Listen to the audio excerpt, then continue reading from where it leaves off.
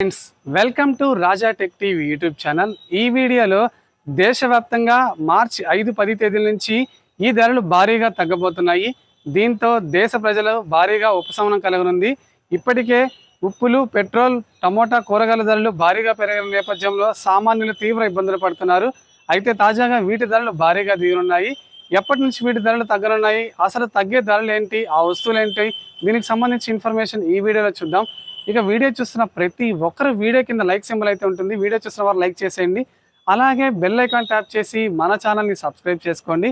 ఇక వీడియోని ఎక్కడ స్కిప్ చేయకుండా ఎండ్ వరకు చూస్తేనే ఇన్ఫర్మేషన్ అనేది క్లారిటీగా అర్థమవుతుంది. గత 3 నెలల వరకు సామాన్యులకు చుక్కలు చూపించిన పప్పుల ధరలు గత 3 నెలల నుంచి సామాన్యులకు చుక్కలు చూపిస్తూ వస్తున్న పప్పుల ధరలు భారీగా తగ్గుతున్నాయి. మొన్నటి వరకు నాన్ వెజ్తో పోటీ పడి మరి సామాన్యులు బెంబేలెత్తించిన పప్పుల ధరలు అన్ని రకాలైతే భారీగా తగ్గుతున్నాయి. ఇందుకు రాష్ట్ర వ్యాప్తంగా పంట దిగుబడి భారీగా రావడం, అలాగే ఇంపోర్ట్స్ ఎక్కువ అవడంతో మనకి ఈ పంట పప్పుల ధాన్యాలు భారీగా దిగి వస్తున్నాయి. ఏ పప్పులు ఎంత మేర తగ్గాయి, ఎప్పటి నుంచి తగ్గిన ధరలు అమల్లోకి వస్తాయి అనే పూర్తి డీటెయిల్స్ ఈ వీడియోలో చూద్దాం. రాష్ట్రంలో గత ఏడాది నుంచి పప్పు ధాన్యాల సాగు పెరగడం, అలాగే ఇతర రాష్ట్రాల నుంచి దిగుమతి చేసుకుండడంతో భారీగా ఈ పప్పు ధరలు అయితే తగ్గాయి. ఈ ఏడాది 5,90,204 ఎకరాల్లో ఏంటంటే అపారాలు అంటే పప్పు ధాన్యాలు అధికంగా సాగు చేశారు. అంటే గత ఏడాదితో పోలిస్తే 65,000 ఎకరాల్లో ఏంటంటే ఎక్కువ విస్తీర్ణంలో ఈ పప్పులు సాగుబడి అయితే చేశారు.